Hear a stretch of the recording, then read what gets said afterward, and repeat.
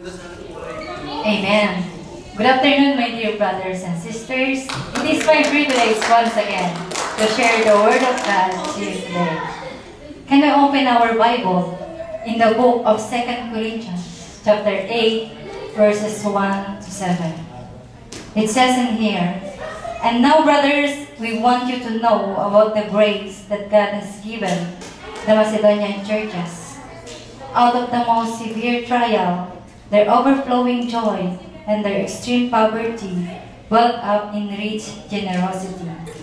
For I testify that they give as much as they were able, and even beyond their ability, entirely on their own.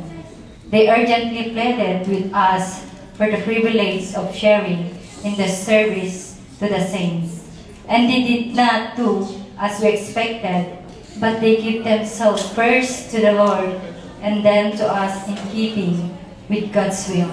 So we urge Titus, since he had earlier made a beginning, to bring also to completion this act of grace on your part. But just as you excel in everything, in faith, in speech, in knowledge, in complete earnestness, in your love for us, see that you also excel in this grace of giving." And the last verse, "I am not commanding you, but I want you to test the sincerity of your love by comparing it with the earnestness of others." So the title of my preaching today is "The Generosity in Time of Difficulty." People are generous in times of prosperity. Sometimes we are generous giver because of the abundance of material things we possess. But the question is, are we still generous giver even in times of trials, problems, poverty, and difficulty in our lives? I do believe the Macedonian churches experienced the amazing grace and love of God in their lives. And that is the reason why they are molded in Christ-likeness, character of giving. What is the Christ's character of giving? The willingness to sacrifice his life for the sake of others. They are real giver in spite of the fact that they experience severe trial and extreme poverty. They can just give, but they give beyond their ability.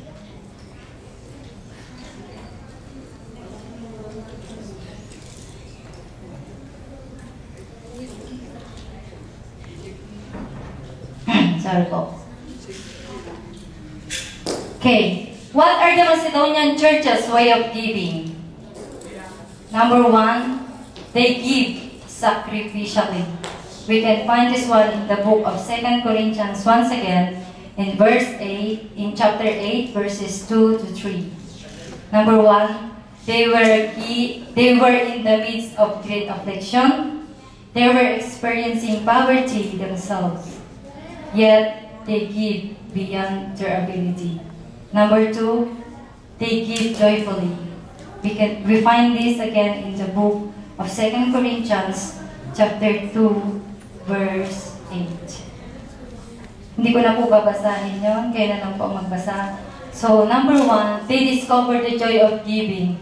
They took to heart the teaching of the Lord relating blessedness of giving, the value of persecution. Number three, they give voluntarily. Sometimes when we had a blessing, my dear brothers and sisters, of course, we need to share, or we give something also for the Lord. They were pretty willing. We cannot command people to give against their will.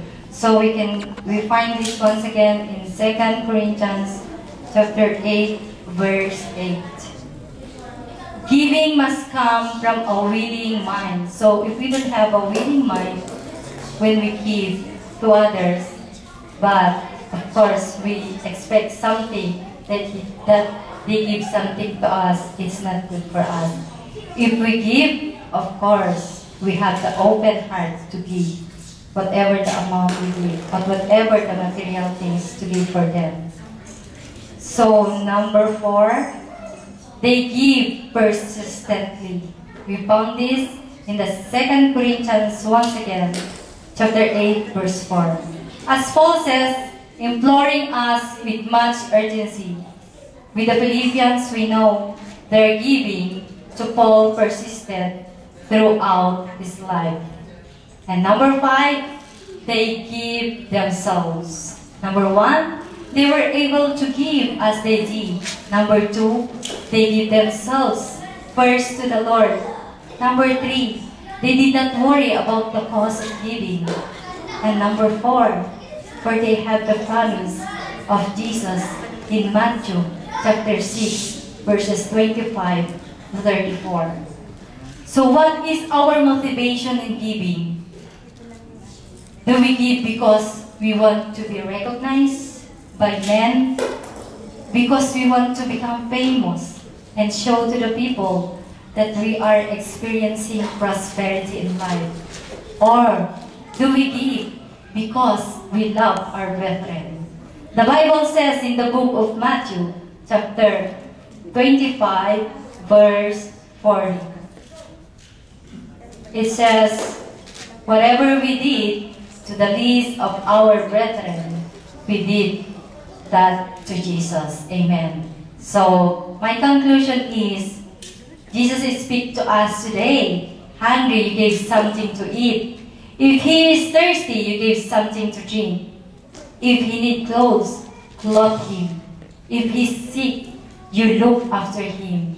In prison, you visit him. Because whatever we did to our brethren, we did to God as well. Praise the Lord, and to God be the glory.